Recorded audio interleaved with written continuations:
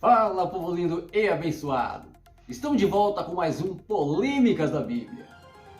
Existe uma passagem bíblica relatada no livro de Judas que descreve o episódio em que o diabo disputa com o arcanjo Miguel a posse do corpo de Moisés. De acordo com a Bíblia Sagrada, Moisés não entrou na Terra Prometida, mas do alto do Monte Nebo ele contemplou toda aquela terra, mas não entrou. Ele morreu e foi sepultado. Talvez você esteja se perguntando, por que ele não entrou na Terra Prometida? Hoje estaremos falando a respeito dos motivos pelo qual o diabo disputou com o arcanjo Miguel a posse do corpo de Moisés. Se você quiser saber por que ele não entrou na Terra Prometida, eu já fiz um vídeo, volta lá e dá uma conferida que você vai entender o porquê.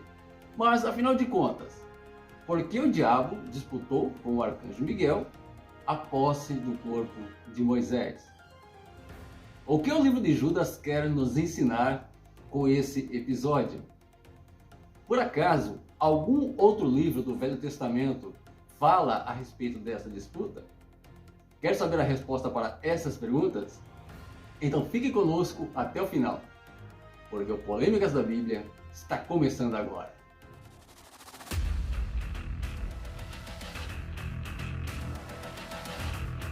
Olá, sejam bem-vindos ao nosso canal.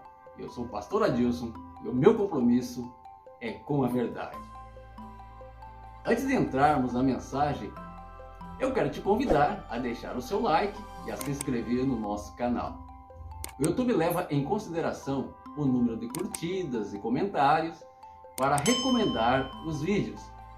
Se muita gente curtir e comentar sobre as mensagens, o algoritmo do YouTube entende que a mensagem é boa e a coloca no topo das pesquisas.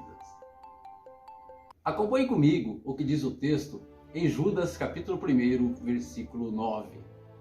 Ele diz assim: mas quando o arcanjo Miguel, discutindo com o diabo, disputava a respeito do corpo de Moisés, não ousou pronunciar contra ele juízo de maldição, mas disse: o Senhor te repreenda. Essa citação de Judas não é encontrada em nenhum outro lugar das Sagradas Escrituras.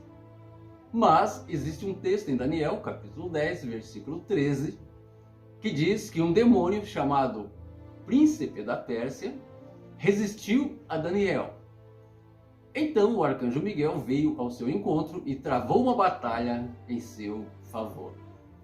Por isso fica bem claro que anjos e demônios travam batalhas espirituais pelas nações e pelas almas, e que os demônios resistem aos anjos para tentar impedir que os planos de Deus se realizem em nossas vidas. Judas diz que Miguel foi enviado para proteger o corpo de Moisés, que o próprio Deus havia sepultado, conforme está escrito lá em Deuteronômio capítulo 34, versículos 5 ao 6, que diz assim: assim Moisés, servo do Senhor, morreu e ali na terra de Moabe foi sepultado, conforme diz o Senhor, que o sepultou no vale da terra de Moabe, defronte de Bet-peor, e ninguém soube até hoje o lugar de sua sepultura. Existem várias teorias a respeito dessa disputa entre o diabo e o arcanjo Miguel a respeito do corpo de Moisés. Uma delas diz que foi por causa do pecado de Moisés em Meribá, lá em Deuteronômio 32.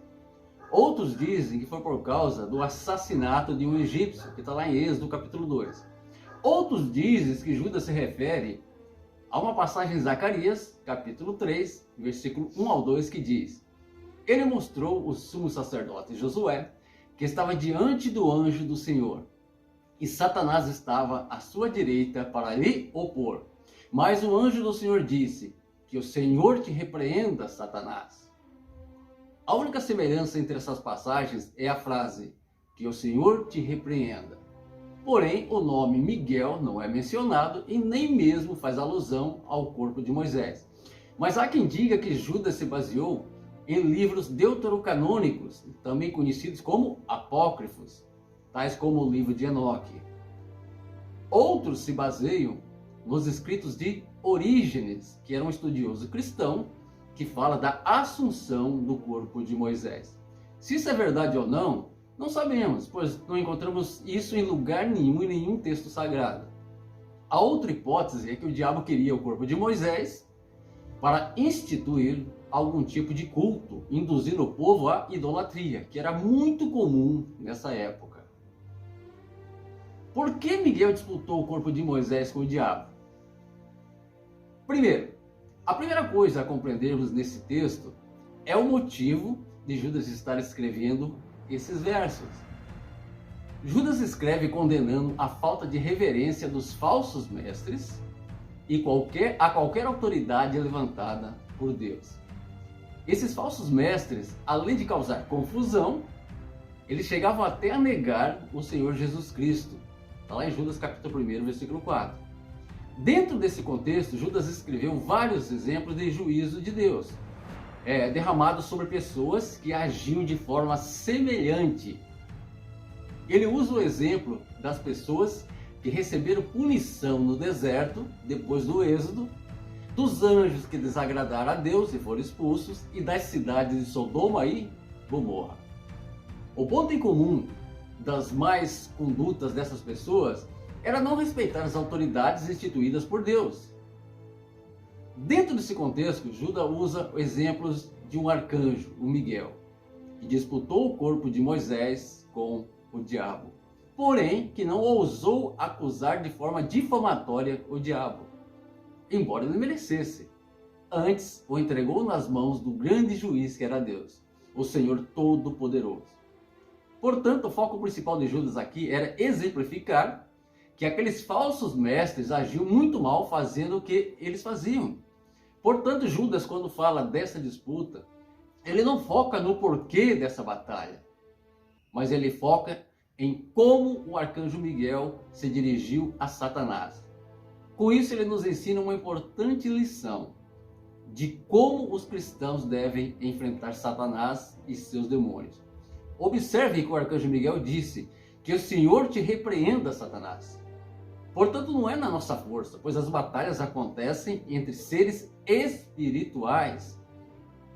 A Bíblia nos ensina a não impor as nossas mãos sobre alguém precipitadamente, pois libertação é um processo. Em João 8,32 diz: "E conhecereis a verdade, e a verdade vos libertará." A pessoa não é liberta pela imposição de mãos, mas pela ministração da palavra de Deus. A própria Bíblia diz: casa vazia vem mais 7 demônios. Se você é cheio do Espírito Santo, você pode até expulsar os demônios, provisoriamente.